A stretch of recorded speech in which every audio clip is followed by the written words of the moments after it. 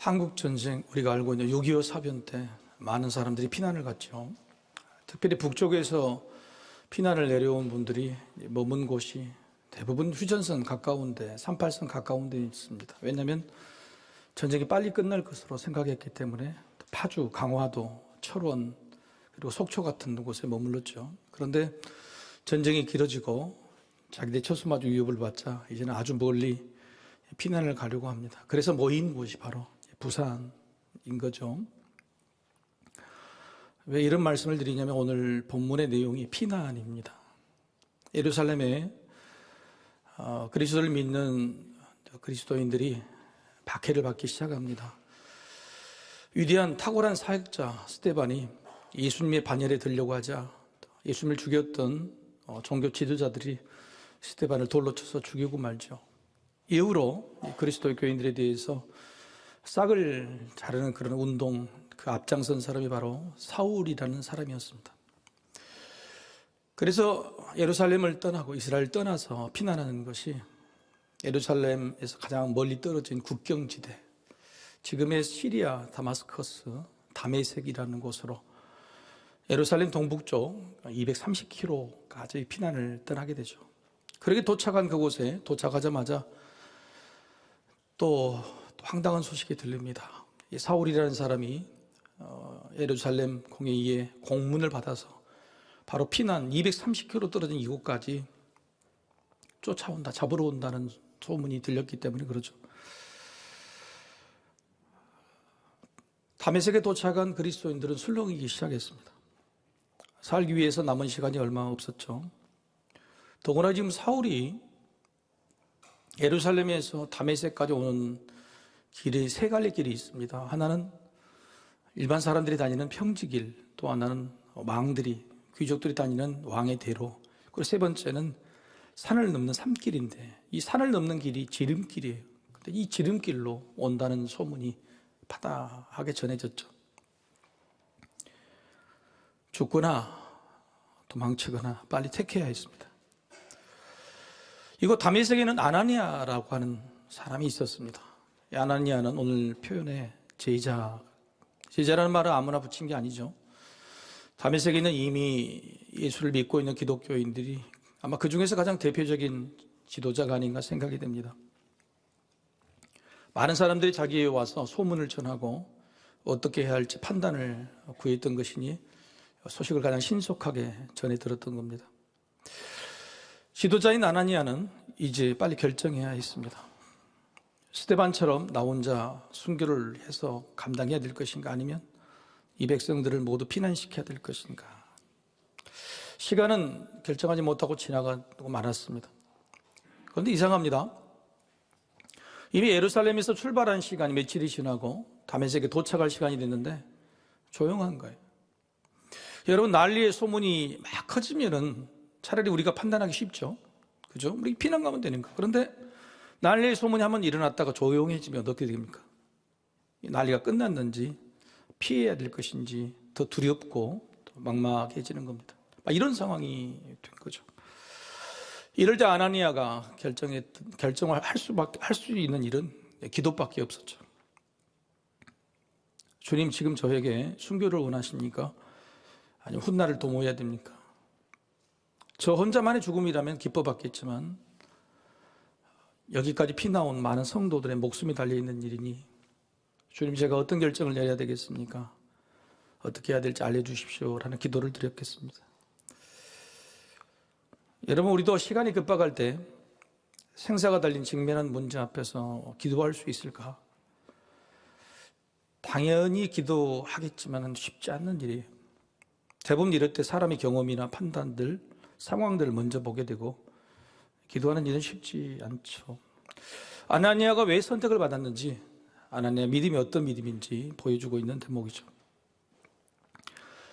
하나님께서 주님을 통해 음성을 들려주십니다. 아나니아 이렇게 부르죠. 기도 응답이 된 겁니다.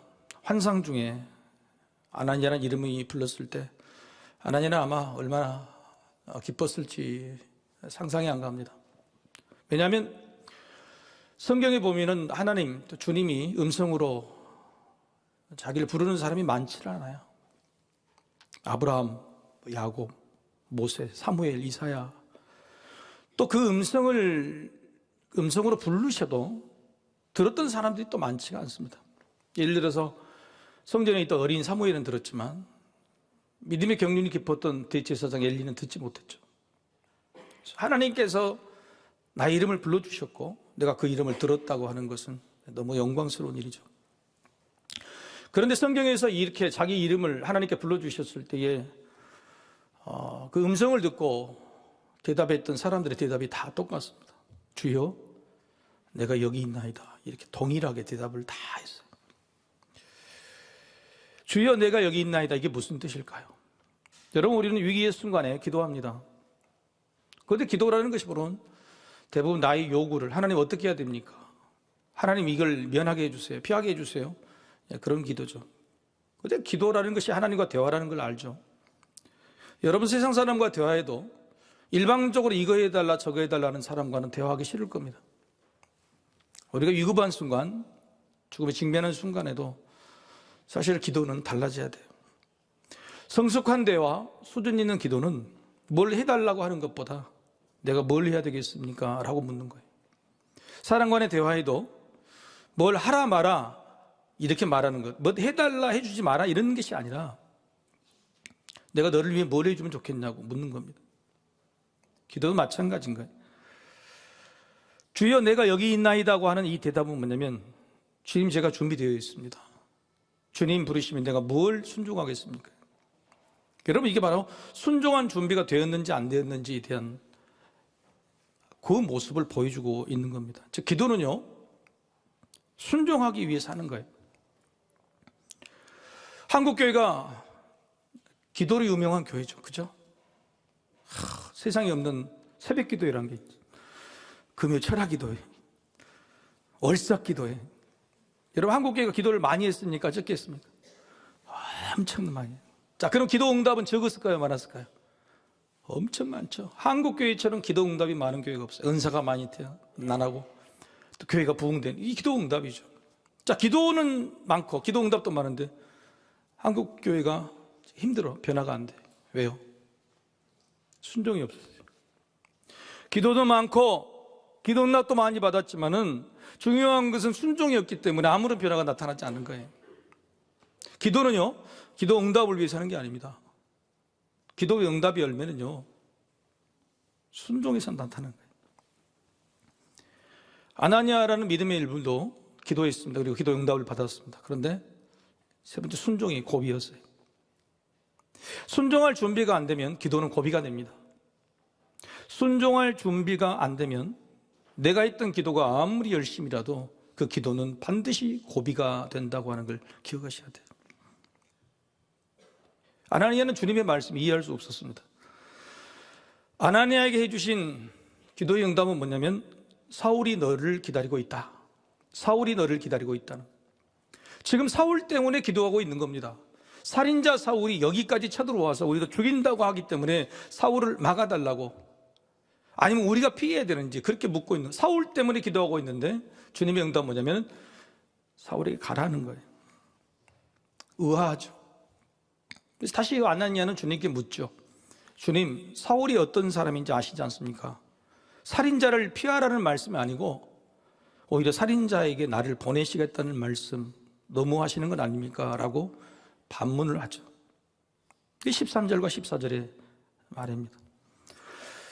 아나니아는 다메섹에서 여기까지 올 때에 사울이 예수님을 만나서 어떻게 변화되는지 자초지종을 모르니까 당연히 할 수 있는 반문이죠.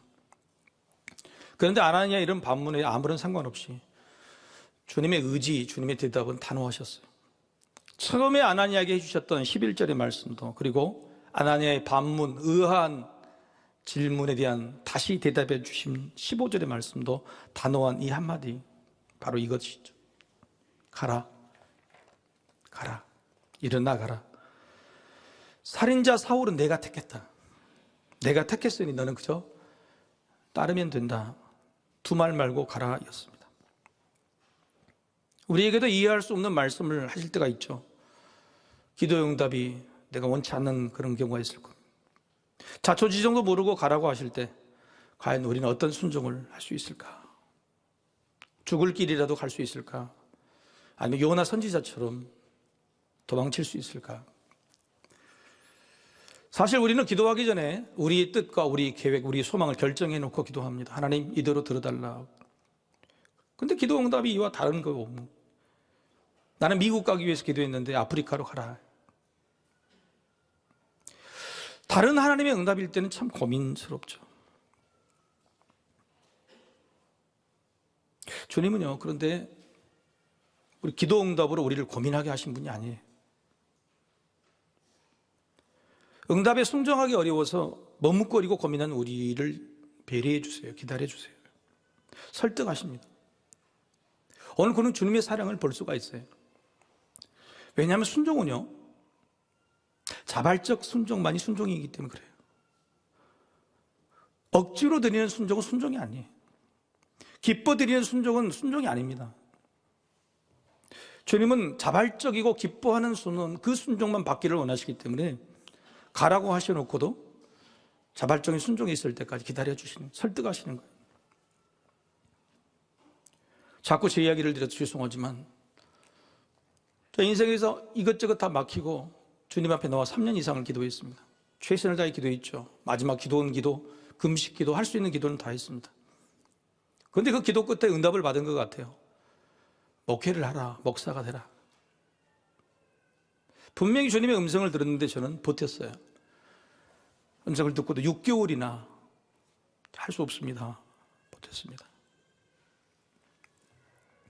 그 6개월 동안 저는 요나처럼 도망할 용기는 없었어요.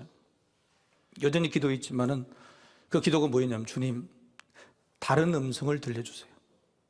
다른 음성을 들려주세요. 그렇게 버틴 시간이었습니다. 성도 여러분, 혹시 여러분이 지금 이런 저와 같은 상황에 놓여 있지 않습니까? 여러분, 하나님은 계획을 가지고 일하신 분이에요. 하나님 말씀을 번복하지 않으세요. 하나님의 뜻은 이미 정해져 있고 이미 우리에게 말씀하셨다면 남은 것은 우리가 받아들이고 순종하는 일뿐이죠. 빠를수록 좋은 겁니다. 그런데 우리는 분명히 주님의 뜻을 알면서도 급하지가 않아요. 왜 급하지 않을까요? 주님이 재촉하시지 않았기 때문에 그래요. 저에게도 재촉하시지 않으셨어요. 마치 부모 마음은 급해요. 자녀가 지금 이 길로 가면 안 되는데, 빨리 돌이켜야 되는데, 부모 마음은 급하지만은 순종하지 않는 자녀를 재촉하지 못하는 부모의 사랑처럼 기다려주고 설득하고 그렇게 안고 참아주고 있는 부모 마음처럼 우리 하나님은 그러신다고 하는 거예요. 자발적 순종을 기다리십니다.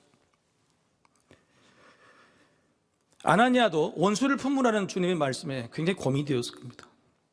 그런데 아나니아에게 이런 마음이 있는 것을 아시고 놀랍게도 주님이 이런 말씀을 해주세요. 16절이죠. 우리 같이 한번 읽어보시겠습니다.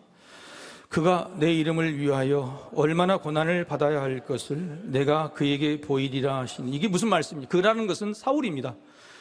주님께서 내가 그 사울이 내 이름, 예수 이름을 통해서 얼마나 고난 받아야 될 것을 내가 사울에게 알려주겠다. 이 말씀을 왜 아나니아에게 하시는 겁니까? 이건 사울에게 하실 말씀이잖아요. 사울에게 내가 이렇게 알려주겠다는 이야기를 왜 아나니아에게 하시는 거예요? 아나니아야, 너는 이해가 안 되지. 원수를 용서하고 안아주고 안수기도까지 해달라는 거 이해가 안 될 거야. 나의 용서가 받아들여지지 않을 거야. 그러나 이 용서가 값싼 용서가 아니야. 쉬운 용서가 아니란다. 지금 용서받은 사울은 나의 이름을 위해서 엄청난 일들, 고난들을 겪게 될 거야. 나는 그것을 분명히 사울에게 이야기할 거야. 사울이 이뻐서가 아니야. 이렇게 힘든 일을 시키려고 하는 것이야. 아나니아야, 내가 네 원수 같은 사울을 용서하는 내 마음을 이해해달라고 설득하고 배려하신 거예요. 여러분, 아나니아는 설득을 당해요. 그리고 여러분, 주님이 오늘 보이지 않지만 몇 가지 이야기, 설득을 더 하십니다. 아나니아가 사울을 만날 때 뭐라 그러냐면 이렇게 말해요. 네가 여기 오는 길에 주님이 만나 주셨던 그 일들, 이것은 주님이 아나니아에게 이야기를 해주신 겁니다. 여전히 설득당하지 않는, 순종하지 않는 아나니아에게 실은 자초지종이 이렇게 됐어. 그리고 제일 처음에 아나니아에게 주님이 말씀하실 때 사울에게 가라. 그럴 때도 뭐예요? 이미 너의 이름을 이야기했다. 지금 사울은 기도하고 있는 중이다라고 아나니아를 어떻게 하면 설득하려고 그렇게 노력해 주신 그 모습을 오늘 우리 찾을 수 있어야 된다고 하는 겁니다. 순종하지 않으려고 하는 사람, 그러나 주님의 계획대로 가야지 복이 되고 그게 회복이 되는 건데 그걸 머뭇거리고 있는 사람, 주님은 참고 기다리고 설득하신다고 하는 거예요. 여러분 유치하지 않아요? 아나니아가 이런 말을 듣고 이제 순종하겠습니다. 쉬운 순종이 아니군요.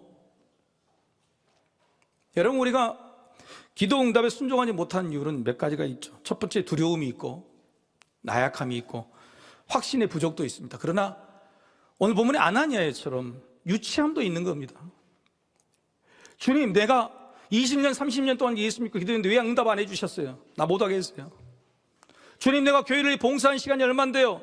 그런데 성도들은 나를 임직자 선거에서 뽑아주지 않아요. 나 못하겠습니다.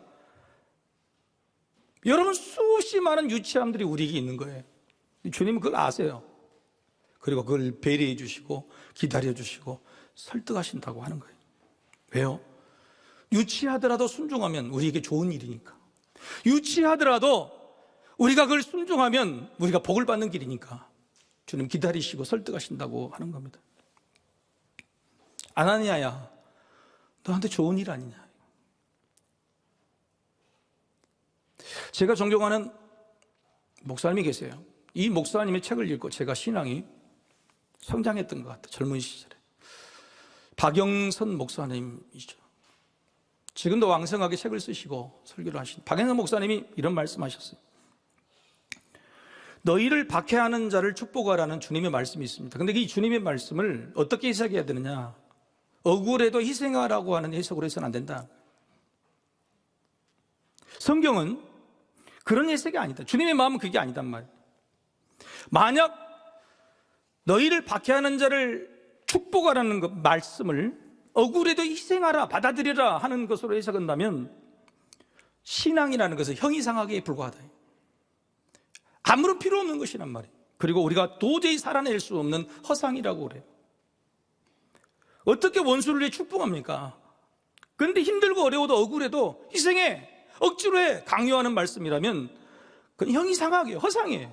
살아낼 수 없는 일이에요. 그래서 박연선 목사님은 그걸 이렇게 해석하지 않아요. 원수를 용서하는 것은 희생이 아니다. 우리의 자유함 때문에 그래. 네가 용서를 해야 네가 자유하게 되기 때문에. 용서는 희생이 아니라 오히려 복이라는 뜻입니다. 여러분, 누군가 우리가 미워한, 누군가를 용서하지 못하고 있다면 누구 손해입니까? 자기만 힘든 거예요. 원수를 위해서 축복하라, 용서하라는 것은 우리를 위해서 하신 말씀이라는 거예요. 순종도 따라서 희생이 아니에요. 하기 싫은 일 억지로 시키지 않습니다. 그 복이 아닌 길은 절대 순종을 하고 말씀하지 않아요. 우리에게 좋은 일이고 복된 길이라는. 우리 부모들 자녀한테 맨날 하는 말이 있죠. 부모 말을 잘 들으면 자다가도 떡 먹으면 체해요. 그럼에도 그렇게 말하는 이유가 뭐냐면 부모가 자녀에게 하는 말이 틀린 말이 어디 있겠느냐, 자녀 잘못되라고 하는 말이 어디 있겠냔 말이에요. 주님의 말씀도 그게 순종하면 너에게 복이 되는 길이지 힘들고 어렵고 억울하고 그럼에도 해라는 이 뜻이 아니라는 거예요. 아나니아에게 유치한 믿음이 있어도 주님은 설득하신 겁니다. 너에게 복이 되는 거예요.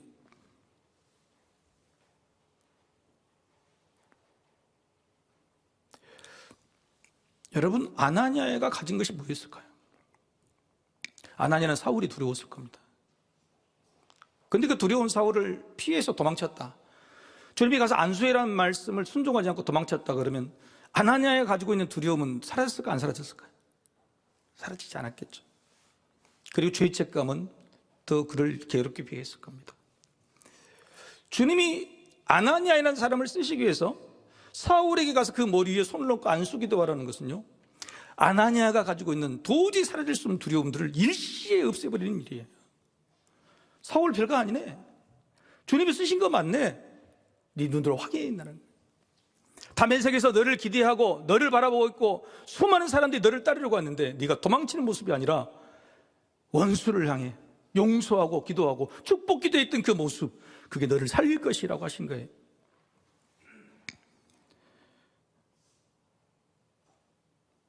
여러분, 우리는 복을 받으러 왔습니다. 그렇죠? 복을 받으러 왔죠. 복 중에 복이 뭐예요? 여러분, 복 하나를 고르라고 하면 어떤 복을 고르실래요?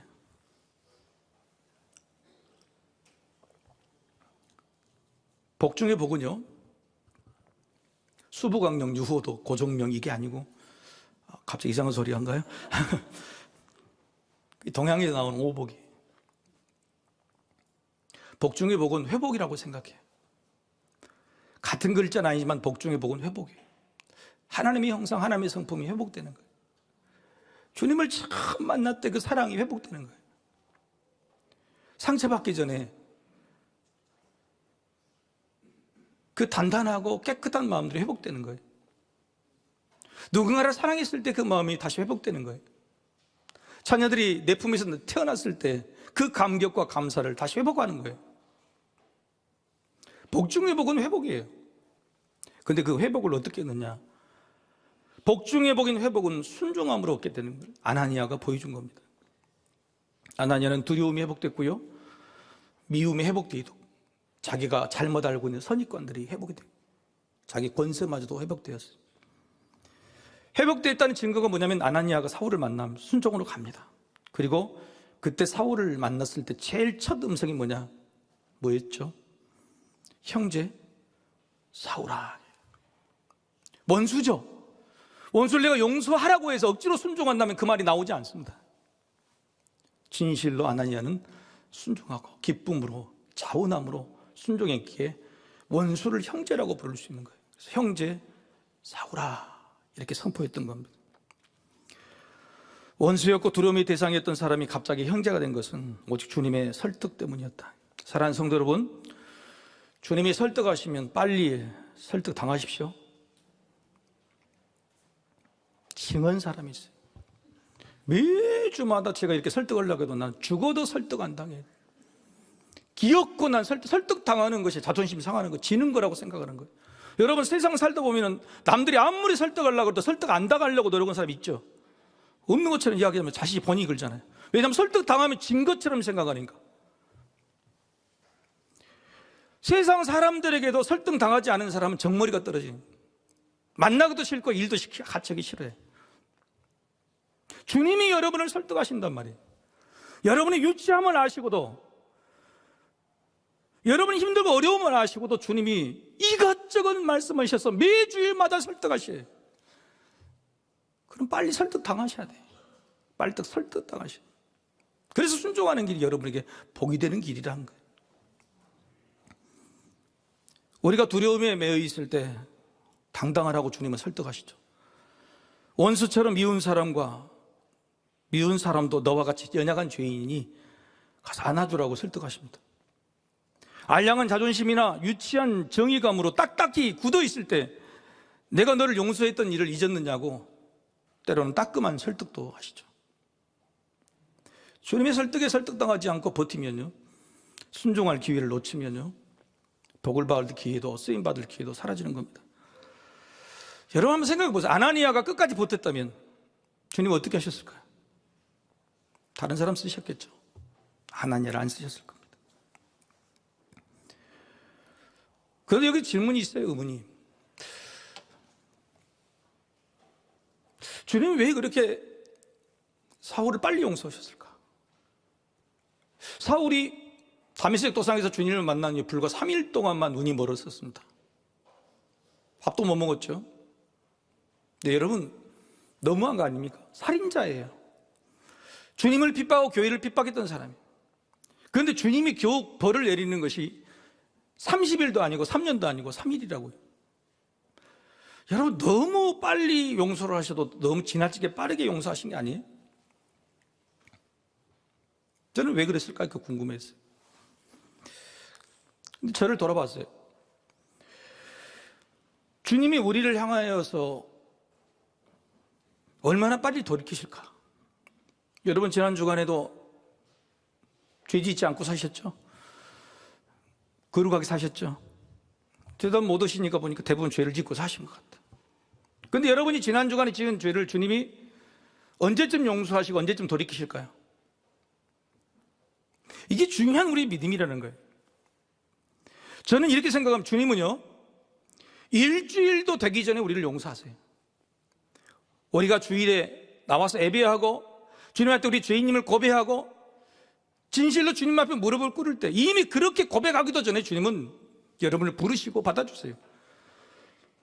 그래서 저는 아무리 주님이 오랫도록 우리 용서하지 않고 돌이키지 않는다, 일주일 넘어가시지 않는다, 그게 하나님이 정하신 뜻이라고 생각을 해요. 주님은요, 빨리 돌이키시는 주님이에요. 왜 그러냐면 그건 사람의 자격 때문에 용서를 하는 게 아니라 주님의 사랑의 성품 때문에 주님이 하시는 용서이기 때문에 그래요. 그래서 여러분, 정죄감이나 자책감에 시달리지 마십시오. 여러분이 유치한 모습에 너무 부끄러워하지도 마세요. 사울을 불과 3일 만에 용서하셨고 우리 죄를 일주일 넘지 못하 기다리지 않으신 것처럼 주님이 용서를 믿으시길 바랍니다. 화면을 보고 한번 따라 읽어봅시다. 죄의 무게. 시작. 죄의 무게는 깊이 알지만 그 죄의 무게에 눌리지 않는 것이 믿음입니다. 죄짐에 눌리지 않고 바로 회복하는 것이 믿음입니다. 이런 주님의 은혜를 아는 것이 믿음. 믿음이 뭐냐? 죄의 무게는 깊이 알아요. 그러나 그 죄짐에 눌리지 않는 것이 믿음입니다. 오늘은 청년주일입니다. 청년이란 나이가 젊은 사람을 말하는 게 아니에요. 성경에는 절대 그렇게 말하지 않습니다. 믿음의 청년이 뭐냐? 믿음의 청년. 두 가지로 말씀을 정리하겠습니다. 첫 번째, 믿음의 청년은 빨리 돌이키는 사람이다 하는 거예요. 빨리 돌이키는 사람. 여러분, 사울이 주님을 만났을 때 나이가 30 좀 넘었을 때, 지금으로 말하면 50대입니다. 지금으로 말하면 적은 나이가 아니에요. 그런데 50대 사람이 3일 만에 돌이킨 거 봤습니까? 안 봤습니까? 여러분, 너무너무 잘 아시죠? 50대 무섭죠? 50대로 보이는 사울이요, 불과 3일 만에 돌이킵니다. 그리고 그 인생의 마지막까지 주님을 향해서 완벽히 자기가 50년 동안, 지금으로 하면 50년 쌓아놓은 것이, 공부한 것이, 이루고자 하는 것이, 나아가는 방이 얼마나 깊고 놀라웠습니까? 일시에 다 버려버립니다. 사울이야말로, 사도 바울이 된 사울이야말로 정말 빨리 돌이키는 사람, 청년이었어요. 그래서 그는 죽을 때까지 달려갔다고 말해요. 아나니아는요, 학자들이 말해요. 50에서 60, 지금으로 말하면 70, 80이에요. 70, 80이라는 사람이 좀 유치해지죠. 그죠? 어른들 좀 유치해지죠. 죄송합니다. 그런데 그 유치함에도 불구하고 유치함을 보듬어 주시는 주님의 사랑에 순식간에 돌이킵니다. 그리고 사울을 원수를 형제라고 불러요. 이런 사람이 청년인 겁니다. 성경은 그런 사람을 청년이라고 말해요. 여러분, 청년의 반대말이 뭘까요? 청년의 반대말. 장년? 노년? 아니에요. 청년의 반대말은 꼰대예요. 꼰대가 뭡니까? 돌이키지 않는 거예요. 자기 걸 고집하는 사람. 젊은 청년이라도 어른 말에 대해서 설득당하지 않으려고 노력하고 돌이키지 않는 사람은 꼰대예요. 그러나 나이가 들은 사람이라도 맞다, 틀렸다, 금방 돌이키는 사람, 이 사람이 청년이에요. 성경은 바로 이런 믿음의 청년을 말하고 있는 것이죠.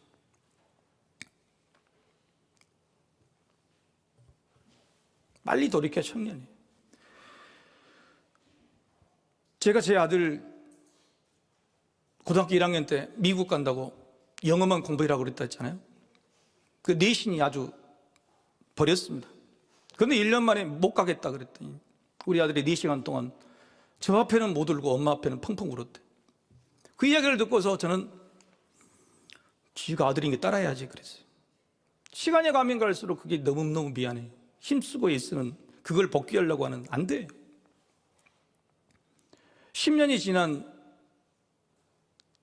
올 초에 진심으로 우리 아들 앞에 빌었어요. 무릎만 안 꿇었지 너무 미안하다. 아빠가 한 번도 내 용서를, 정말 미안하다고 사과를 했어요. 아들이 장가 가려니까 무섭더라고. 근데 우리 아들이 하는 말이 뭐냐면, 아빠, 저 벌써 잊어버렸는데요. 우리 아들은 그걸 진작 잊어버렸는데 저는 10년 동안 죄책감으로, 부모의 죄책감을 붙들고 있었던 거예요. 여러분, 신천지라는 이단들이요, 코로나 전에 왕성했다가 코로나 이후에 엄청 많이 빠져나왔어요. 지금 신천지에서 발표한 거 다 거짓말입니다. 수천 명, 수만 명 가까운 사람이 지금 돌아다니는데 교회로 돌아왔을까요? 안 돌아왔을까요? 안 돌아왔어요? 왜요? 죄책감 때문에. 성경의 위대한 인물들은요, 죄인은 일순간에 지었습니다. 야곱도 일순간에 죄를 지었지만 그 죄책감을 120, 130대까지 붙들고 있었어요.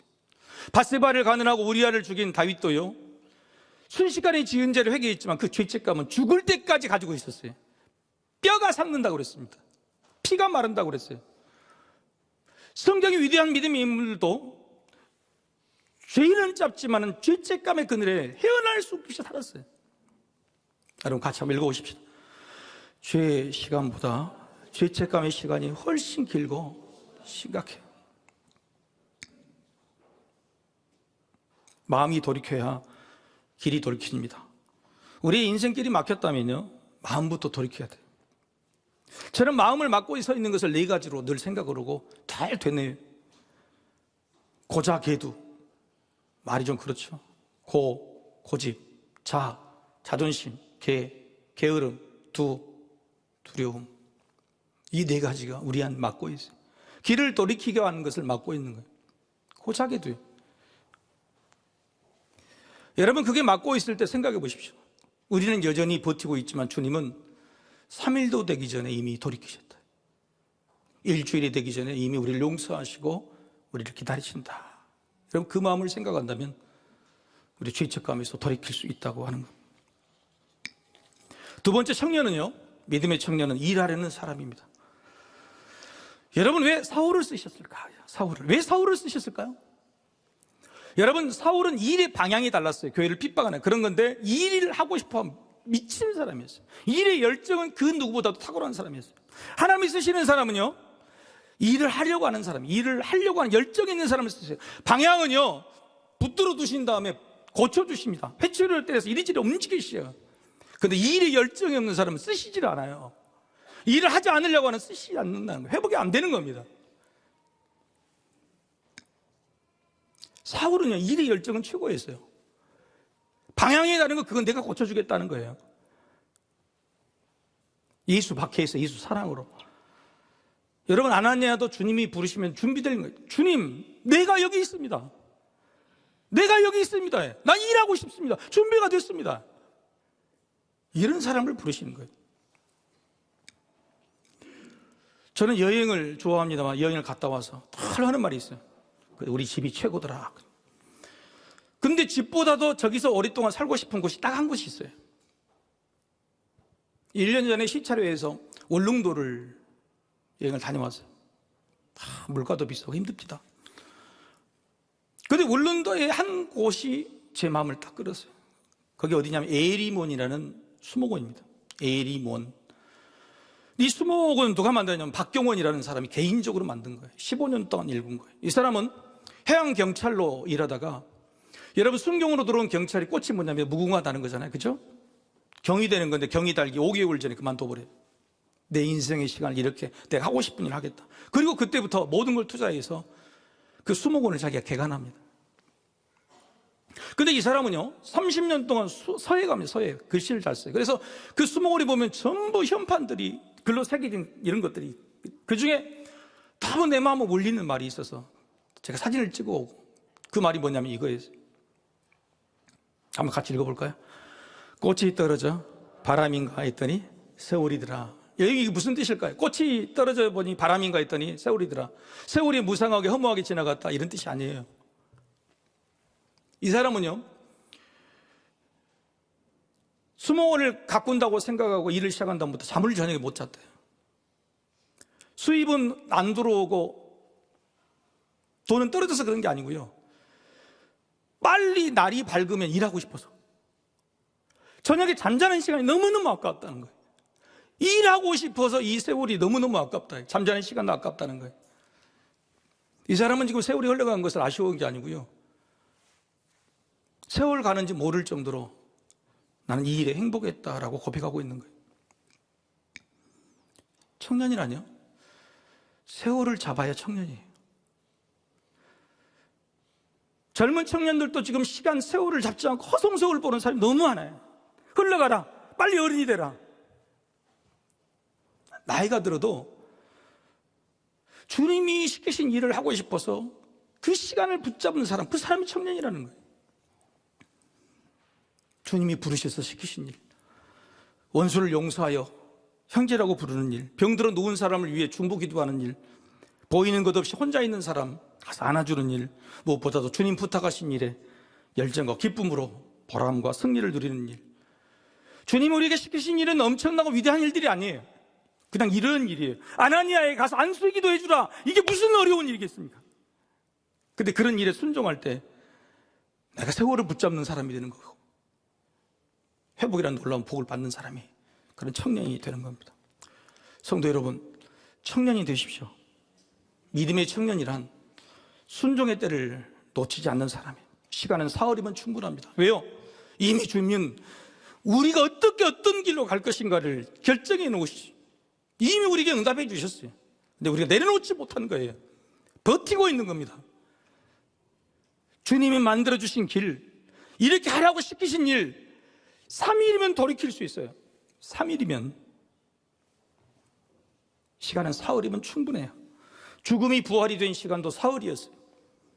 여러분, 사흘 어떻게 사느냐? 첫째 날은요, 무릎을 꿇으십시오. 무릎을. 첫째 날은 무릎을 꿇으십시오. 그리고 둘째 날은 내 마음을 다독이십시오. 그리고 셋째 날은 하늘을 보십시오. 기다림은 길지 모르지만 이루어짐은 빠릅니다. 종말은 길지만 제 이름은 빠릅니다. 고난은 길지만 승리는 빠릅니다. 주님의 때를 기다리는 것은 길지 모르지만 때가 되면 분명히 속히 이루어짐을 믿으시길 바랍니다. 돌이키는 시간 사흘이면 충분합니다. 복을 받을 시간 사흘이면 충분합니다. 우리 다 같이 일어나셔서 우리 하나님을 찬양합시다.